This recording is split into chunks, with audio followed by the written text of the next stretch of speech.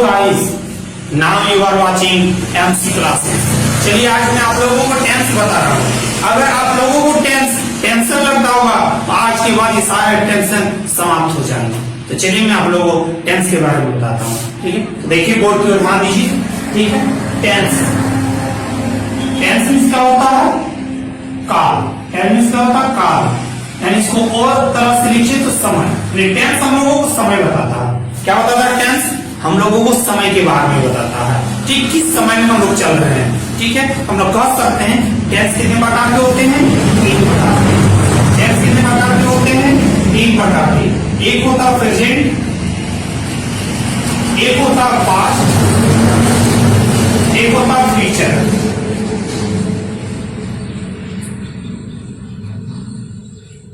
ठीक है, तो टेंस कितने प्रकार के होते हैं? 3 प्रकार के। Present tense, past tense, future tense. Present tense यानी बारे में बता चुके, टेंस मीन्स होता समय। ठीक है, समय को बताता है। दैट मीन्स प्रेजेंट मीन्स कौन सा समय? जिसको हिंदी में कहते हैं प्रेजेंट को वर्तमान, करेंट। इस वर्तमान समय में जो चल रहा है हम लोग प्रेजेंट टेंस करेंगे। ठीक है, पास्ट टेंस मीन्स होता है भूतकाल। क्या होता है? भूतकाल। फ्यूचर मीन्स क्या होता है? भविष्यकाल, भविष्य काल। ठीक है, तो टेंस को हम लोग 3 भागों में बांट सकते हैं। कितने भागों में? 3 भागों में। Present tense, past tense, future tense. अब इसी तीनों भागों को, इस 3 present tense, past tense, future tense, इस 3 भागों का प्रत्येक का 4-4 भाग होता है। प्रेजेंट टेंस को भी 4 भागों में बांटा गया, पास्ट टेंस को भी और फ्यूचर टेंस को भी। प्रेजेंट टेंस सब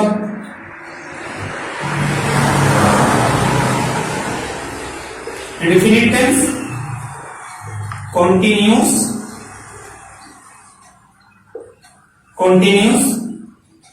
परफेक्ट और परफेक्ट कॉन्टिन्यूस। ठीक है, सभी टेंसों का 4-4 भाग होता है। सभी टेंसों का, प्रेजेंट का भी 4 भाग होता है, पास्ट को भी 4 भागों में बांटा गया, फ्यूचर को भी 4 भागों में बांटा गया। तो हम लोग ध्यान देना है कि प्रेजेंट डेफिनिट टेंस क्या होता है? प्रेजेंट का 4 भाग क्या क्या होता है? एक होता है present definite tense, present continuous tense, present perfect tense, present perfect continuous tense. ठीक है, present definite tense, present continuous tense, present perfect tense, present perfect continuous tense. ठीक है, present perfect indefinite tense also called simple present tense. ठीक है, past tense का भी वही होता है। क्या होता है? Past indefinite tense, past continuous tense, past perfect tense और पास्ट परफेक्ट कॉन्टिन्यूस टेंस। ठीक है, यानी ये 4। फ्यूचर का भी same, future indefinite tense, future continuous tense, future perfect tense and future perfect continuous tense. लेकिन नाम दिया इसका 4, इसका 4, इसका 4, यानी टोटल हम लोगों को टेंस में कितना टेंस पढ़ना है? 12 टेंस। कितना टेंस पढ़ना है? 12 टेंस पढ़ना है। कितना टेंस पढ़ना है?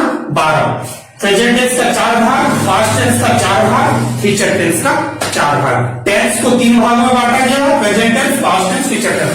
एकदम अच्छे से समझना है। आज के बाद टेंस कभी टेंशन नहीं लगेगा। टेंस अगर किसी को टेंशन लगता है तो आज के बाद टेंशन सब खत्म हो जाएगा। ध्यान से देखना है। ठीक है, तो टेंशन कितने प्रकार के होते हैं? 3 प्रकार के। Present, past, future. और उसी प्रेजेंट को 4 भागों में बांटा गया, present indefinite, present continuous, present perfect continuous, past indefinite, past continuous, past perfect and past perfect continuous, future definite, future continuous, future perfect and future perfect continuous tense. ठीक है, तो हम लोग को 12 टेंस पढ़ना है टोटल। तो अगर 4 ये जो मेन है, अगर हम लोगों को ये सिंपल, ये बेसिक चीज इंडेफिनिट, प्रेजेंट का चारों अगर याद आ गया, समझ में आ गया, तो हमको लगता है ये जो बाकी 8 का होगा, रेस्ट जो 8 है, ज्यादा समझ में दिक्कत नहीं होगा। तो चलिए मैं आज का वीडियो में प्रेजेंट टेंस के बारे में बता रहा हूँ। ठीक है, नेक्स्ट वीडियो में पास्ट का और उसके बाद मैं फ्यूचर का बताऊंगा। ठीक है, तो चलिए मैं सबसे पहले क्या होता है 1 नंबर में प्रेजेंट इंडेफिनिट टेंस, इसको बता दे रहा हूँ, सही में आ गया होगा। 1 नंबर में है मेरा प्रेजेंट इंडेफिनिट टेंस। ठीक है, क्या होता है 1 नंबर में? प्रेजेंट इंडेफिनिट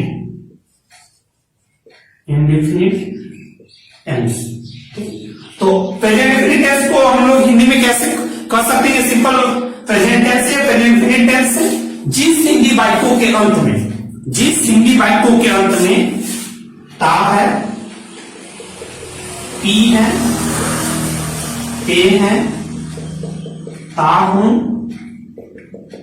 आदि लगा रहता है। ठीक है, क्या क्या लगा रहेगा? जिस हिंदी वाक्य के अंत में ता है, ती है, ते है, ता है या ता हूं आदि लगा रहेगा उस हम क्या कहेंगे? सिंपल प्रेजेंट टेंस या प्रेजेंट इंडेफिनिट टेंस। ठीक है, अब उसको हम लोग बनाते कैसे हैं? इसको बनाने के लिए क्या होता है? सब्जेक्ट, वर्ब और सब्जेक्ट। ठीक है, टेंस जानने के लिए पहले तीन चीज को जान लेना, सब्जेक्ट, वर्ब और ऑब्जेक्ट। एस मिक्स होता सब्जेक्ट, वी मिक्स होता वर्ब, ओ मिक्स होता ऑब्जेक्ट। सब्जेक्ट मिक्स करता यानी कोई व्यक्ति, वर्ब मिक्स वर्ब काम और ऑब्जेक्ट मिक्स कोई वस्तु। समझ आ रहा होगा? ये हम लिखे हैं एस या एस का प्रयोग करते हैं।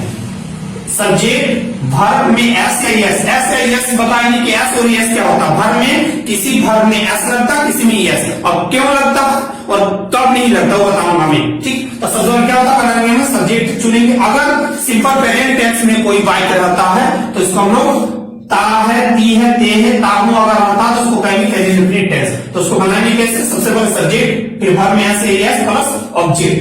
फॉर एग्जाम्पल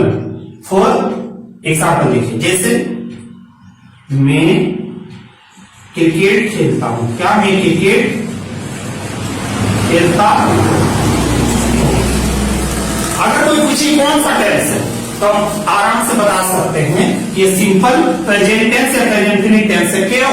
क्योंकि उसका लास्ट हिंदी वाक्यों का लास्ट को देखना है। ठीक है, क्या लिखा हुआ? ता हूं। क्या लिखा हुआ? ता हूं, खेलता हूं, ता हूं। तो इसीलिए कौन सा है? Present indefinite tense. अगर प्रेजेंट इंडेफिनिट टेंस में है तो बनाएंगे कैसे? ये बनाने का नियम जो लिख दी उसको ध्यान देना। सबसे पहले क्या चुनना? एस फॉर सब्जेक्ट इन करता। खेल रहा, कौन खेल रहा? मैं, आई। ठीक है, उसके बाद वर्ब चुनना। यहाँ पर वर्ब कौन है? खेलना। क्या कर रहा? काम, खेलने का काम कर रहा है। क्या होगा? आएगा प्ले। अब यहाँ पर एस और एस लिखा हुआ है तो एस और एस का प्रयोग थर्ड पर्सन सिंगुलर नंबर के साथ होता है। ठीक है, तो आप लोग पता होगा थर्ड पर्सन सिंगुलर नंबर में क्या क्या होता है? ही, सी, इट और कोई भी नाम। तो उसके साथ हम एस या एस प्रयोग करते, बाकी को उसके साथ किसी भी वर्ब के साथ हम एस या एस प्रयोग नहीं करते हैं। ठीक है, तो आज के लिए अब यहाँ पर ऑब्जेक्ट क्या है? खेल रहा, क्या खेल रहा? क्रिकेट। आज के लिए क्रिकेट। ठीक है, मैं क्रिकेट खेलता हूं। समझ में आ रहा होगा? ये हो गया प्रेजेंट इंडेफिनिट टेंस। ठीक है, चलिए मैं प्रेजेंट कंटीन्यूअस टेंस का बता रहा हूं। दो नंबर है प्रेजेंट कंटीन्यूअस टेंस। इसको कैसे पहचानेंगे कि ये मेरा जो टेंस है प्रेजेंट कंटीन्यूअस टेंस में? तो चलिए, जिस हिंदी वाक्यों के अंत में क्या रहना चाहिए? रहा है, रही है, रहे हैं, रहा हूं, आदि। ये सब अगर लास्ट के हिंदी वाक्यों के अंत में लगा रहता है तो हम लोग कह सकते हैं कि this sentence present continuous tense. तो कौन सा सेंटेंस है? प्रेजेंट कंटीन्यूअस टेंस का वो सेंटेंस है। जैसे एग्जांपल इसको बनाने का नियम क्या होता है? इसका सब्जेक्ट क्या चुनेंगे? बनाने जब प्रेजेंट कंटीन्यूअस टेंस का ट्रांसलेट करेंगे तो सबसे पहले क्या चुनेंगे? सब्जेक्ट, फिर इज, एम या आर, तीनों में से कोई एक। सेफ के साथ एम का प्रयोग होता है, सिंगुलर के साथ इज और प्लुरल के साथ आर का, प्लस वर्ब में आईएनजी प्लस ऑब्जेक्ट। ठीक है, समझ में आ रहा हो? फॉर एग्जाम्पल देखिए, हम लोग अंग्रेजी पढ़ रहे हैं। और कोई पूछे कौन सा टेंस है? हम लोग अंग्रेजी पढ़ रहे हैं। तो हम लोग क्या देखना? लास्ट वाला देखना। क्या लिखा हुआ? रहे हैं। क्या लिखा हुआ? रहे हैं। हम क्या बोलेंगे? कौन सा टेंस है? Present continuous tense. अगर प्रेजेंट कंटीन्यूअस टेंस में है तो बनाएंगे कैसे? सबसे पहले सब्जेक्ट चुनेंगे। सब्जेक्ट कौन है? कौन खेल रहा? हम लोग। सॉरी, कौन पढ़ रहा? हम लोग, यानी वी। उसके बाद क्या चुना? Is and are. तो अभी बताएं प्लुरल के साथ आर का प्रयोग होता था। हम लोग मतलब बहुत सारे लोग होगा तो वी के साथ क्या होगा? आर। फिर क्या चुनेंगे हम? वर्ब। क्या काम कर रहा? पढ़ने का। पढ़ना क्या होता है? रीड। पढ़ना क्या होता है? रीड। इसके साथ क्या लगा देंगे? ING, reading. We are reading, object पढ़ रहा, क्या पढ़ रहा, इंग्लिश, क्या पढ़ रहा, इंग्लिश। समझ में आ रहा हूँ। इस प्रकार से बहुत सारे उदाहरण है, ठीक है, मैं उदाहरण और भी बता दूंगा, तो चलिए फटाफट का आज मैं तीनों में बता रहा हूँ, ठीक है। तो क्या होगा, इस प्रकार से हम लोग आराम से पहचान कर सकते हैं कि मेरे प्रेजेंट कंटीन्यूअस टेंस है। क्या पहचानेगा, क्या अंत में क्या होना चाहिए, रहा है, रही है, रहे, रहा हूं, ठीक, तीन नंबर प्रेजेंट परफेक्ट टेंस। क्या तीन नंबर में, present perfect tense, present perfect tense. अगर कोई टेंस प्रेजेंट परफेक्ट टेंस है तो कैसे पहचानेंगे, जिस हिंदी वाक्यों के अंत में क्या होना चाहिए, चुका है, चुकी है, चुके हैं, या कभी कभी या है भी रहता है, या है, आ है, आदि लगा रहे, तो इस प्रकार के टेंस सेंटेंस को हम क्या कहते हैं, प्रेजेंट परफेक्ट टेंस कहते हैं। बनाते कैसे हैं, सब्जेक्ट पहले चुनते हैं, फिर हैव या हैज प्लस वर्ब का तीसरा रूप होता है प्लस ऑब्जेक्ट होता है। समझ में आ रहा होगा।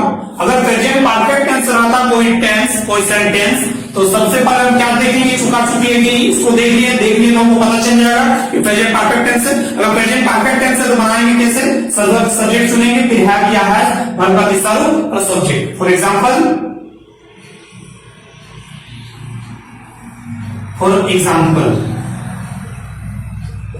राम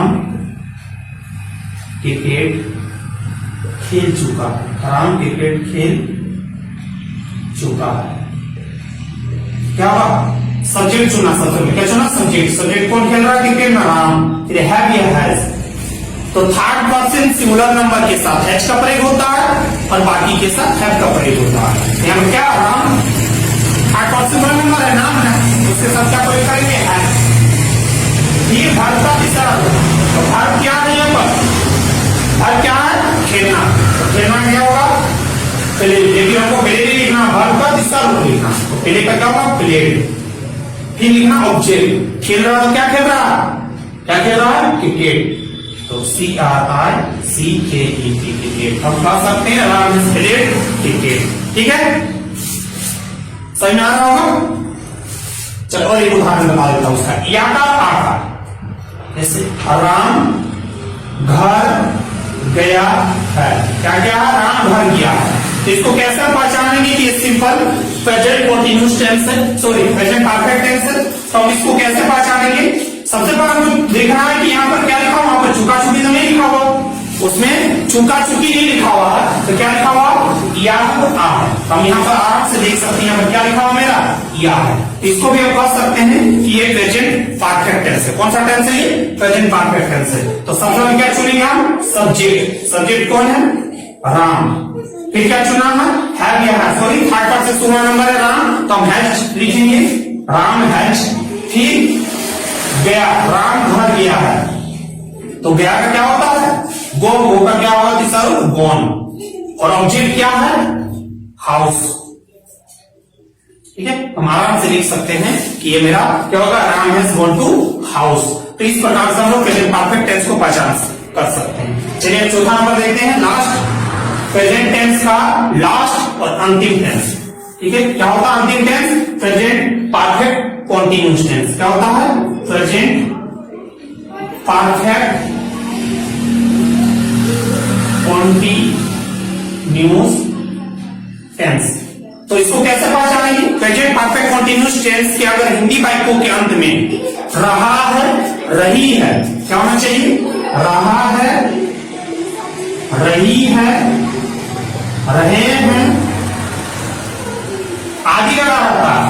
लेकिन प्रेजेंट कंटीन्यूअस टेंस में भी रहा, रही, रहे होता है, लेकिन प्रेजेंट परफेक्ट कंटीन्यूअस टेंस में ध्यान देना है कि रहा, रही तो रहेगा, लेकिन क्रिया के पहले समय सूचक वर्ड लिखा रहेगा। क्या लिखा रहेगा, क्रिया के पहले कोई समय दिया रहेगा, 2 घंटा, 3 घंटा, 5 वर्ष, 4 महीना, सुबह से शाम से, कुछ भी समय दिया रहेगा, तभी हम पहचान कर लेंगे प्रेजेंट परफेक्ट कंटीन्यूअस टेंस। तो बनाएंगे कैसे, सबसे पहले सब्जेक्ट चुनेंगे, फिर हैव या has plus being plus verb का हर में ING plus object plus since या फॉर प्लस टाइम। ठीक है, क्या क्या होता है? सब्जेक्ट हैव या has plus be plus verb में आईएनजी प्लस सब्जेक्ट सिंस या फोर प्लस टाइम। तो चलिए एग्जांपल लेते हैं। फॉर एग्जांपल, मैं 2 घंटा से सो रहा हूं।